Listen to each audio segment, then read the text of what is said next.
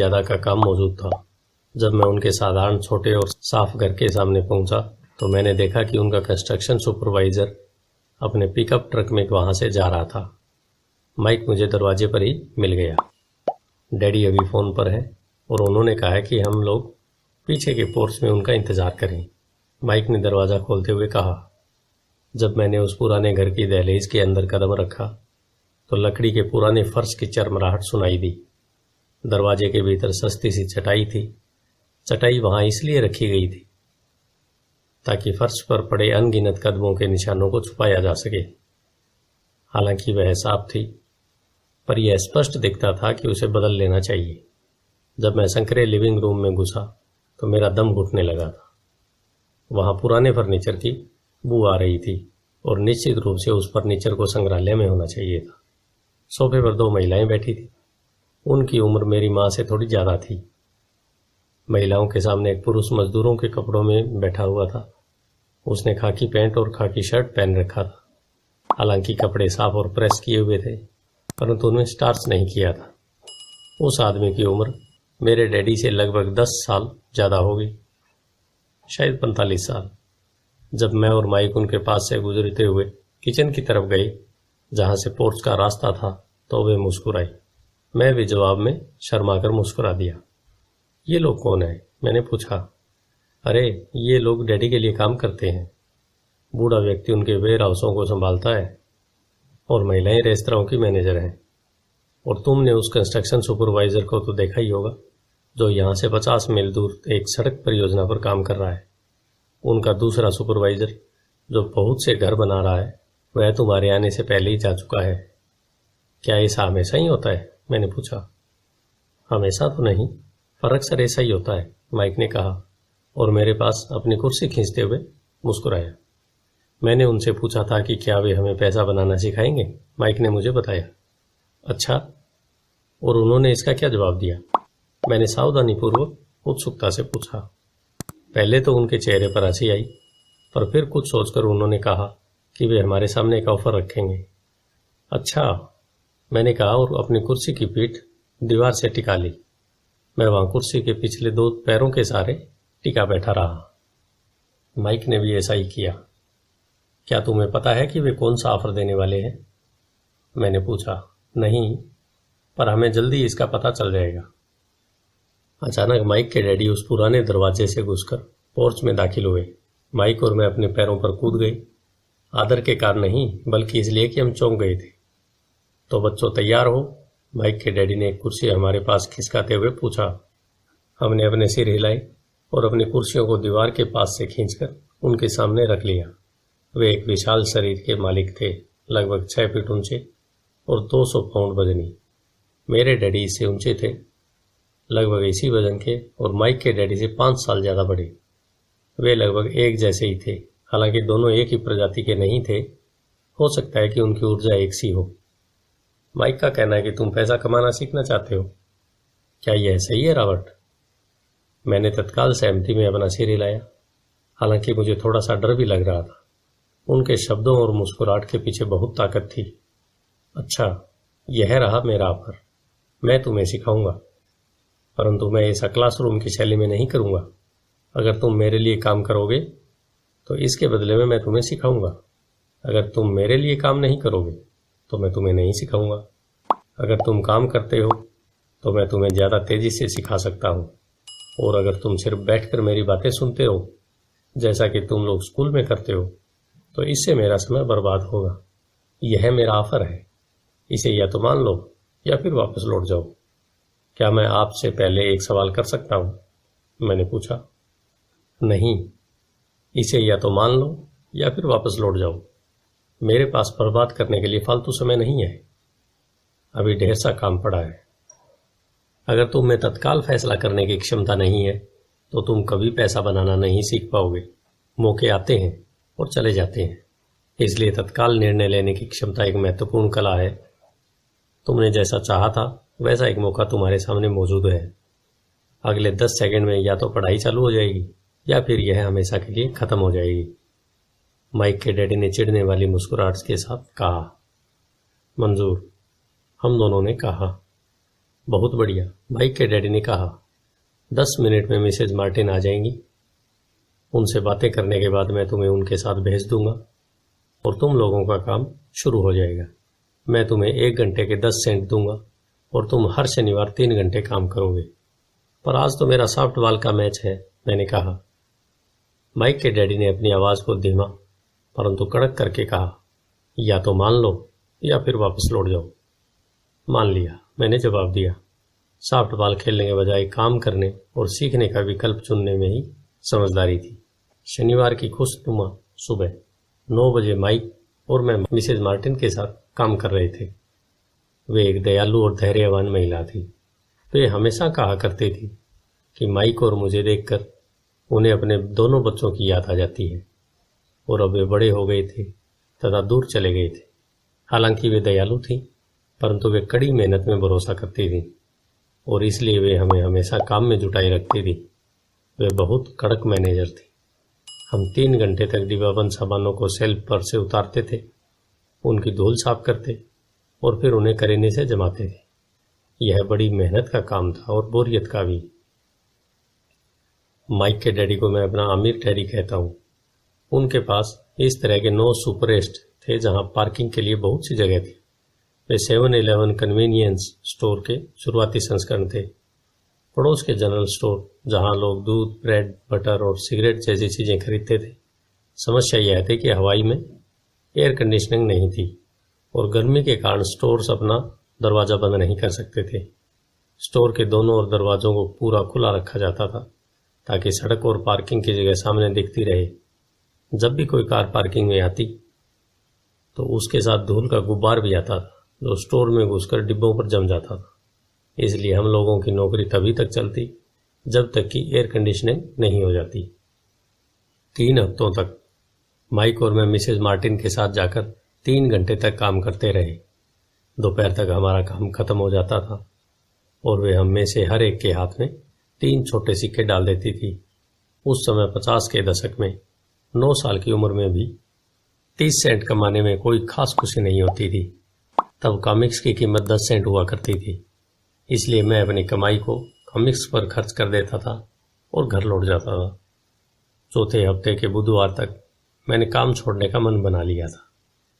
मैं सिर्फ इसलिए काम करने के लिए तैयार हुआ था क्योंकि मैं माइक के डैडी से पैसा कमाना सीखना चाहता था। चौथे हफ्ते के बुधवार तक मैंने काम छोड़ने का मन बना लिया था।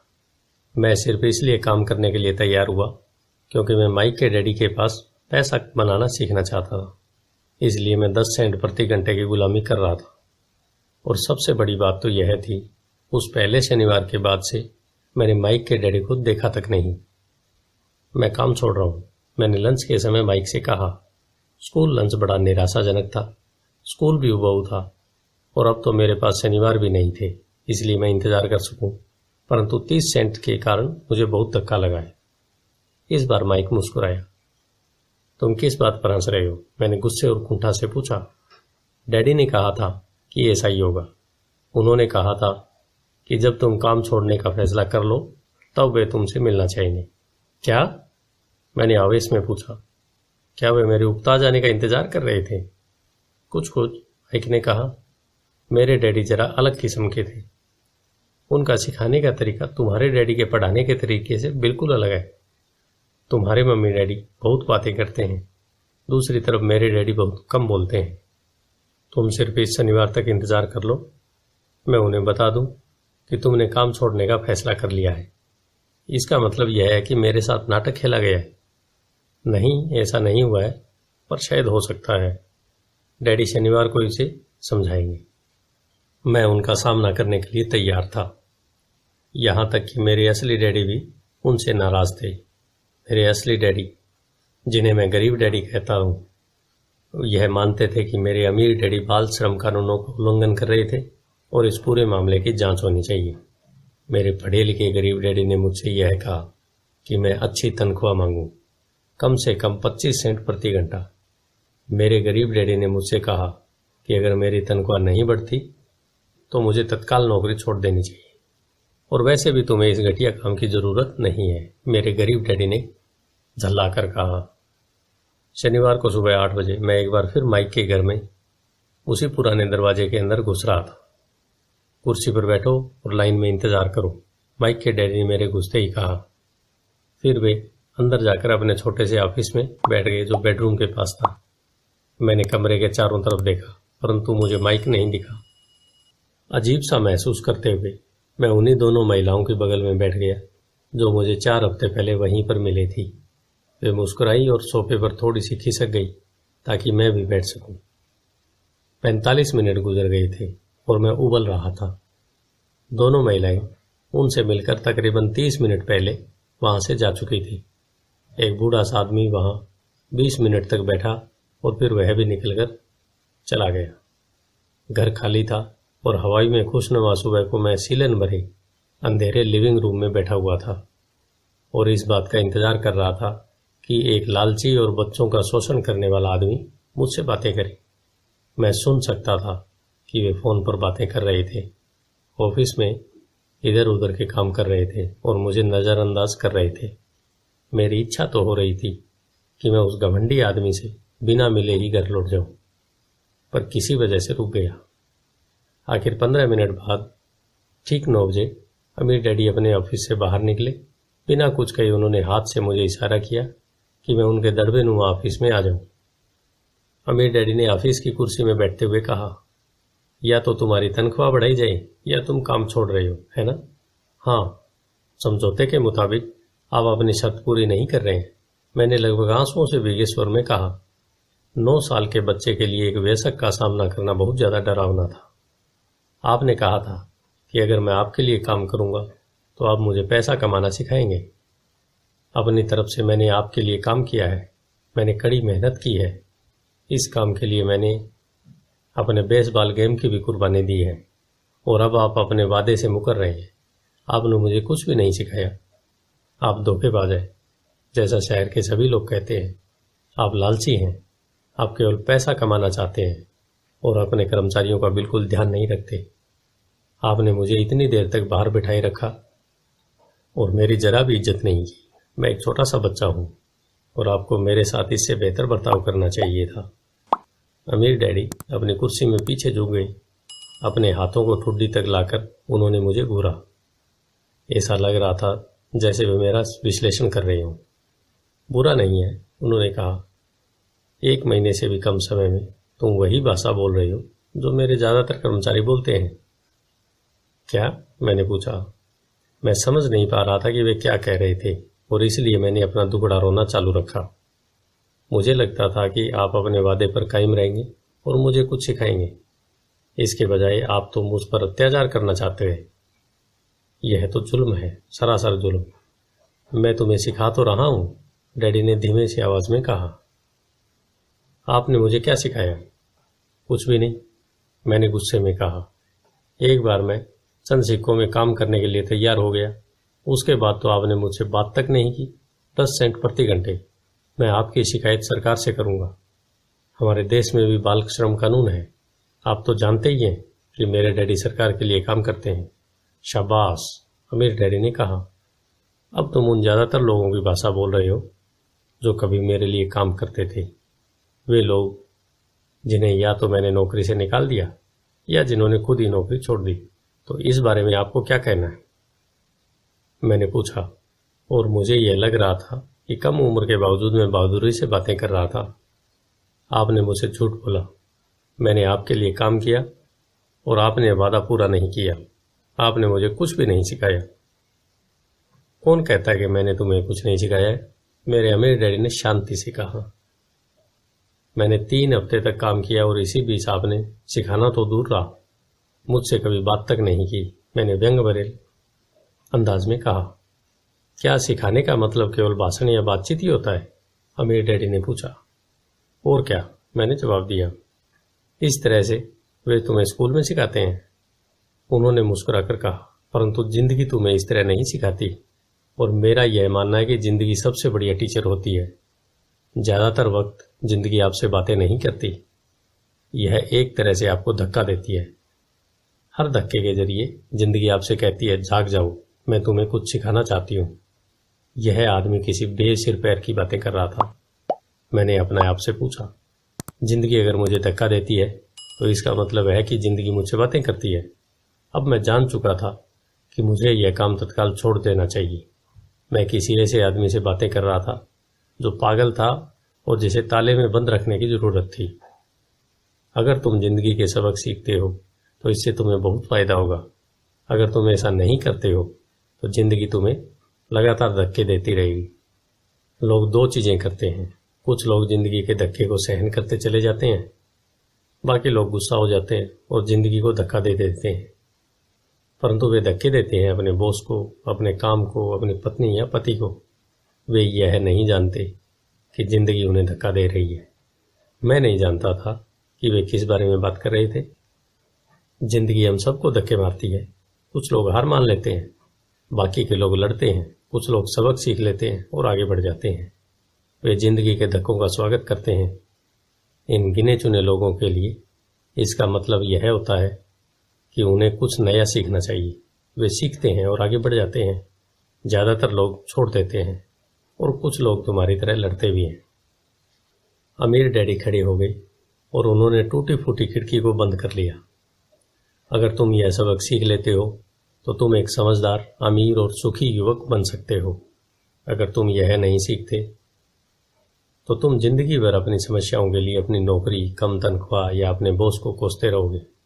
तुम हमेशा ऐसे बड़े मौके की उम्मीद करते रहोगे जो आए और तुम्हारी आर्थिक समस्याओं को सुलझा दे। अमीर डैडी ने मेरी तरफ देखा कि क्या मैं अब भी उनकी बातें सुन रहा हूँ। उनकी आंखें मेरी आंखों से मिली। हम एक दूसरे की तरफ देखते रहे और हमारी आंखों के बीच संप्रेषण की धाराएं बहने लगी। आखिर जब मैं उनके संदेश का मतलब समझ गया तो मैंने अपनी नजरें झुका ली। मैं जान गया था कि वे सही थे। मैं उन्हें दोषी ठहरा रहा था, जबकि सीखने की जिद मेरी ही थी। मैं फालतू में ही लड़ रहा था। अमीर डैडी ने कहा, अगर आप इस तरह के आदमी हैं जिसमें हिम्मत नहीं है तो आप जिंदगी के हर थपेड़े के सामने हार मान जाते हैं। अगर आप इस किस्म के आदमी हैं तो आप जिंदगी भर सुरक्षित खेल खेलते रहेंगे, सही चीजें करते रहेंगे और किसी ऐसे वक्त का इंतजार करते रहेंगे जो आने वाला नहीं है, और फिर आप एक बोरिंग बुड्ढे की तरह मर जाएंगे। आपके बहुत से दोस्त होंगे जो आपकी सिर्फ इसलिए तारीफ करेंगे क्योंकि आप एक मेहनती और भले आदमी थे। आपने अपनी जिंदगी सुरक्षित खेल खेलने और सही चीजें करने में गुजार दी। परंतु सच बात तो यह है कि आपने जिंदगी के थपेड़ों के सामने घुटने टेक दी। आप खतरा मोल लेने की कल्पना तक से डरते थे। हकीकत में तो आप जीतना चाहते थे, परंतु आपके लिए हारने का डर जीतने के रोमांच से ज्यादा ताकतवर साबित हुआ। अंदर से आप और केवल आप जान पाएंगे कि आपने कभी जीतने की कोशिश नहीं की। आपने सुरक्षित खेल खेलने के विकल्प चुना। हमारी नजरें एक बार फिर मिली। 10 सेकंड तक हम एक दूसरे की तरफ देखते रहे और एक बार फिर मैंने तभी नजरें हटाई जब मैं उनकी बात समझ गया। आप मुझे धक्का दे रहे थे? मैंने पूछा। कुछ लोग ऐसा कह सकते हैं, अमीर डैडी मुस्कुराए। मैं तो यही कहूंगा कि मैं तुम्हें जिंदगी का स्वाद चखा रहा था। कैसा स्वाद? मैंने पूछा। मैं अब भी गुस्सा था, परंतु अब मेरी जिज्ञासा भी जाग गई थी। अब मैं सीखने के लिए तैयार भी था। तुम दोनों ऐसे पहले लोग हो जिन्होंने मुझसे पैसा बनाने की कला सीखने का आग्रह किया। मेरे पास 150 से भी ज्यादा कर्मचारी हैं, पर उनमें से एक ने भी मुझसे पैसा कमाने की कला सीखने के बारे में नहीं पूछा।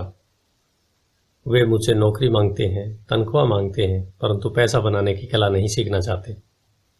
तो ज्यादातर लोग इस तरह अपनी जिंदगी के पैसे के लिए काम करने के लिए बर्बाद कर देते हैं और आखिर तक यह कभी समझ नहीं पाएंगे कि दरअसल वे किसके लिए काम कर रहे हैं। मैं पूरा ध्यान लगाकर उनकी बात सुनता रहा। तो जब माइक ने मुझसे कहा कि तुम पैसे कमाने की कला सीखना चाहते हो, तो मैंने एक ऐसा कोर्स तैयार किया जो असली जिंदगी के करीब था। मैं बोलते बोलते थक जाता, परंतु तुम कभी मेरी बात का मतलब नहीं समझ पाते। इसलिए मैंने यह फैसला किया कि तुम्हें जिंदगी के थपेड़ों का स्वाद चखा दिया जाए, ताकि तुम मेरी बात सुन भी सको और समझ भी सको। इसी कारण मैंने तुम्हें 1 घंटे के 10 सेंट दिए। तो 10 सेंट प्रति घंटे काम करने के बाद मैंने क्या सबक सीखा है? यही कि आप घटिया हैं और अपने कर्मचारियों का शोषण करते हैं। अमीर डैडी अपनी कुर्सी पर पीछे की तरफ झुकते हुए जोर से हंसने लगे। जब उनकी हंसी बंद हुई तो उन्होंने कहा, अच्छा होगा अगर तुम अपना सोचने का नजरिया बदल लो। मुझे समस्या मत बनाओ, मुझे दोष देना छोड़ दो। अगर तुम सोचते हो कि तुम्हारी समस्या मैं हूं तो तुम्हें मुझे बदलना चाहिए। इसके बजाय अगर तुम्हें यह लगता है कि तुम्हारी समस्या तुम खुद हो तो तुम खुद को बदल सकते हो, सीख सकते हो और ज्यादा समझदार बन सकते हो। ज्यादातर लोग चाहते हैं कि दुनिया का हर आदमी बदल जाए, बस हम खुद ही नहीं बदले। मैं तुम्हें यह बता दूं कि किसी दूसरे को बदलने से ज्यादा आसान है यह कि खुद को बदला जाए। मैं आपकी बात ठीक से समझ नहीं पाया। मैंने कहा, अपनी समस्याओं के लिए मुझे दोष देना छोड़ दो, अमीर डैडी ने अधीरता से कहा। पर आपने मुझे सिर्फ 10 सेंट का ही वेतन दिया, तो तुमने क्या सीखा? अमीर डैडी ने मुस्कुरा कर पूछा।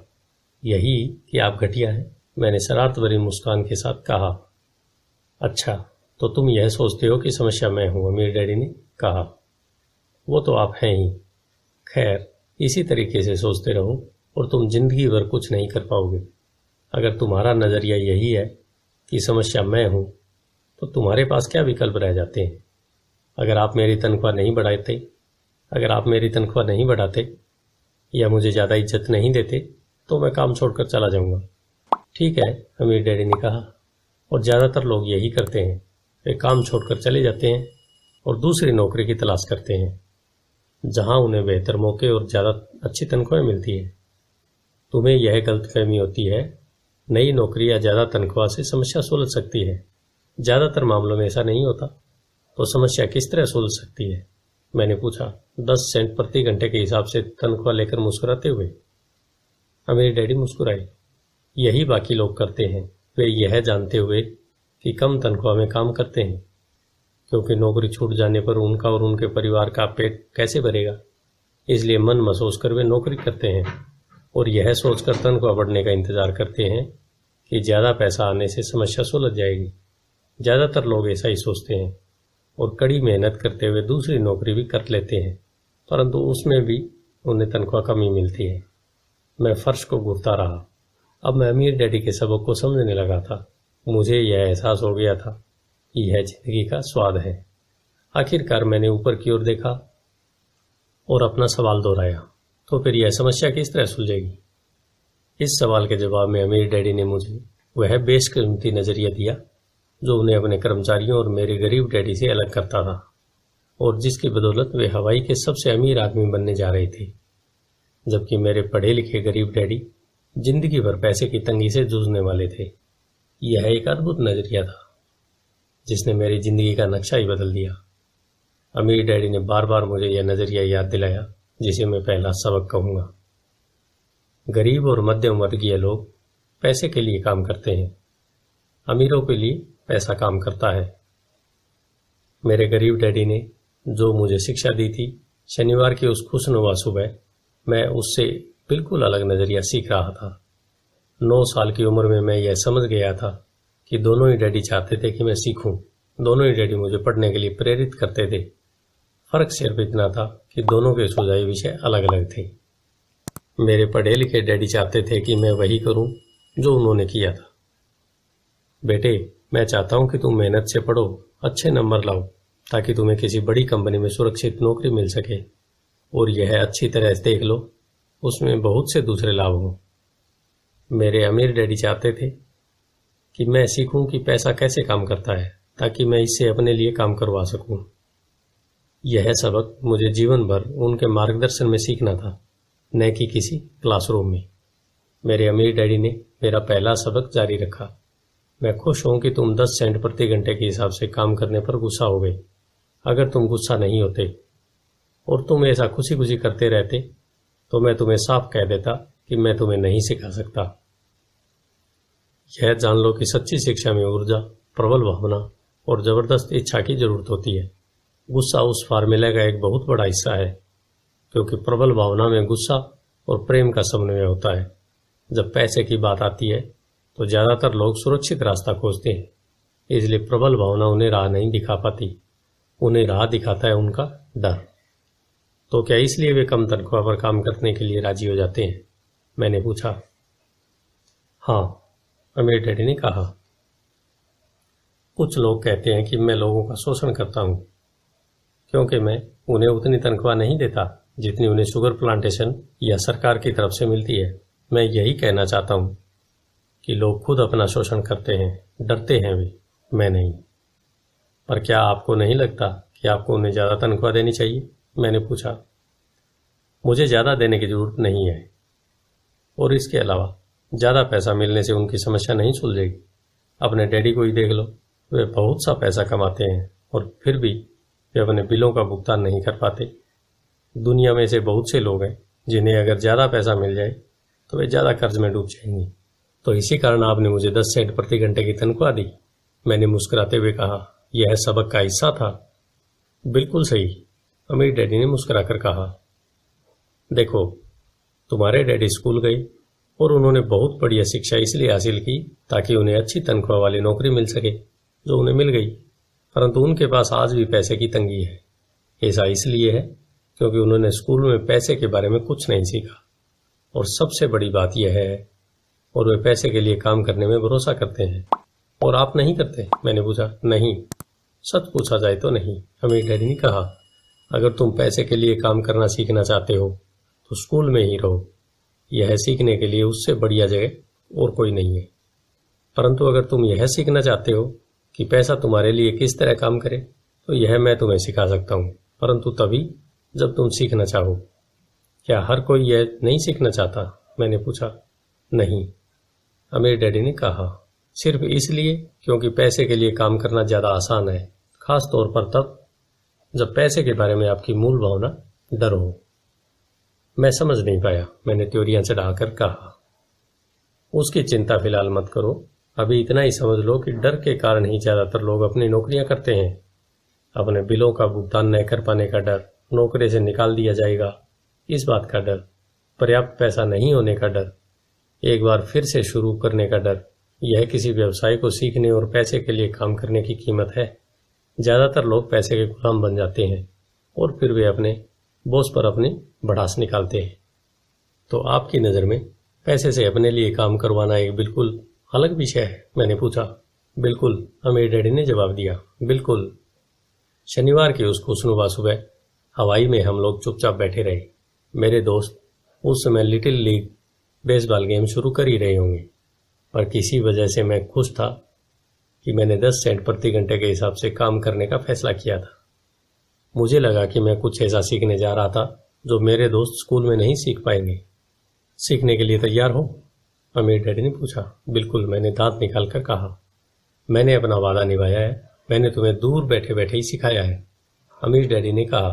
9 साल की उम्र में तुम्हें यह पता चल चुका है कि पैसे के लिए काम करना कैसा होता है। अपने पिछले महीने को 50 सालों से गुणा कर और तुम्हें इस बात का अंदाजा हो जाएगा कि ज़्यादातर लोग अपनी ज़िंदगी किस तरह गुजारते हैं। मैं समझ नहीं पाया, मैंने कहा। जब तुम मुझसे मिलने के लिए लाइन में इंतजार कर रहे थे तो तुम्हें कैसा लग रहा था? एक बार नौकरी के लिए और दूसरी बार तनख्वाह बढ़वाने के लिए। भयानक, मैंने कहा। अगर तुम पैसे के लिए काम करने का विकल्प चुनते हो तो ज़्यादातर लोगों के लिए ज़िंदगी का मतलब यही होता है, अमीर डैडी ने कहा। और तुम्हें तब कैसा लगा था जब मिसेज मार्टिन तुम्हारे हाथ में 3 घंटे के काम के लिए 3 सिक्के थमाए थे? मुझे लगा था कि यह काफ़ी नहीं है, मुझे लग रहा था कि यह कुछ भी नहीं है। मैं निराश हुआ था, मैंने कहा। और यही ज़्यादातर कर्मचारियों को लगता है जब वे अपनी तनख्वाह के चेक को देखते हैं, खासकर तब जब उससे टैक्स और बाकी कटौतियां कर ली जाती है। कम से कम तुम्हें पूरी तनख्वाह मिली थी, उन्हें तो पूरी तनख्वाह भी नहीं मिलती। आपका मतलब है ज़्यादातर कर्मचारियों को पूरी तनख्वाह नहीं मिलती? मैं हैरान था। नहीं, अमीर डैडी ने कहा। सरकार हमेशा अपना हिस्सा पहले ही ले लेती है। सरकार ऐसा कैसे करती है? मैंने पूछा। टैक्स, अमीर डैडी ने कहा। जब आप कमाते हैं तो आप पर टैक्स लगता है, जब आप खर्च करते हैं तो आप पर टैक्स लगता है, जब आप बचाते हैं तो आप पर टैक्स लगता है, जब आप मर जाते हैं तो भी आप पर टैक्स लगता है। लोग सरकार को ऐसा क्यों करने देते हैं? अमीर लोग ऐसा नहीं करने देते, अमीर डैडी ने मुस्कुरा कर कहा। परंतु गरीब और मध्यम वर्गीय लोग ऐसा करने देते हैं। मैं दावा करता हूँ कि मैं तुम्हारे डैडी से ज़्यादा कमाता हूँ, परंतु वे ज़्यादा टैक्स देते हैं। यह कैसे संभव है? मैंने पूछा। 9 साल का बच्चा इस अजीब आंकड़े को समझ नहीं पा रहा था। कोई आदमी सरकार को ऐसा करने की इजाज़त कैसे दे सकता है? अमीर डैडी चुपचाप बैठे रहे। मैं समझ गया कि वे चाहते थे कि मैं सुनूं,